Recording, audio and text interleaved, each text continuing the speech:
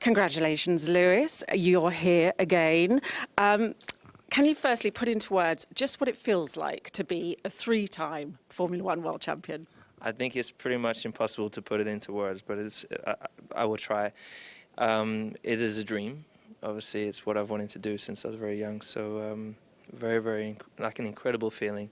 Very proud, obviously, of all the work my family did to get me here today and just to be representing.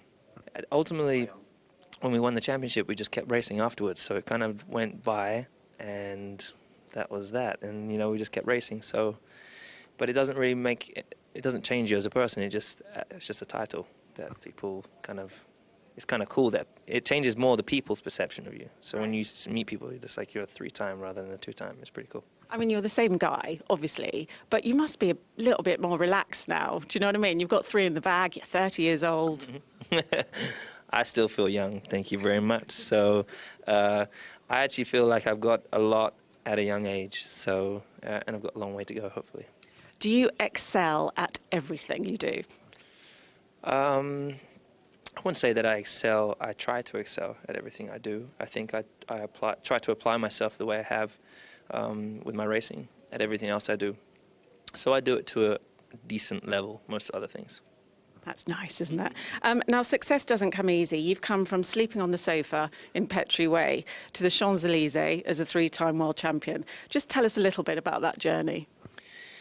An amazing journey. I mean, I remember when we had, firstly, my dad was, around where I grew up with my friends. A lot of my friends didn't have their dads around. My best friend, for example, his dad, he doesn't even know his dad, for example. So that was how it was in a lot of areas, a lot around the people that I knew. And my dad was great to have stayed around, especially as my parents had divorced.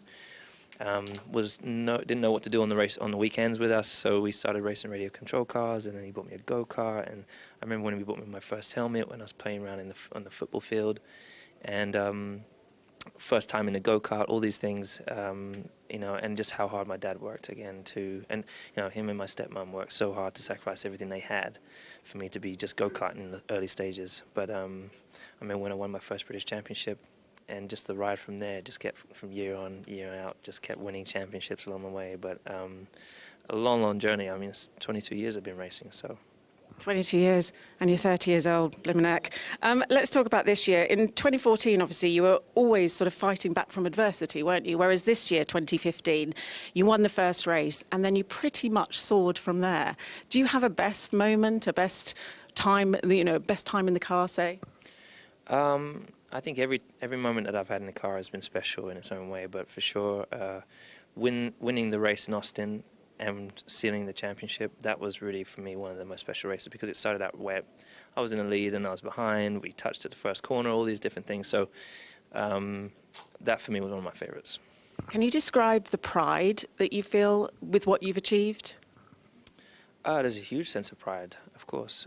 As I said, particularly as this last step, coming to Mercedes, this step was, solely my decision. I didn't have anyone else impacting that decision. I wanted to really make that decision myself, and everyone else said it was the worst thing I could have ever done, and now I have 2 more world championships under my belt. So I'm very proud of that, and also just how I've driven. Ultimately my goal is to drive to be the best I can be. And you can't always be at your best every single day, but more often than not, I've been pretty much on it. So just finally, does your mum actually believe yet that you are the best at what you do? I think she's always believed it. I think my family have always believed it, and that's ultimately why they've supported me for so long. Most people would have said they were crazy as well, but look where we are. Exactly, look where we are. Thank you very much. Thank you.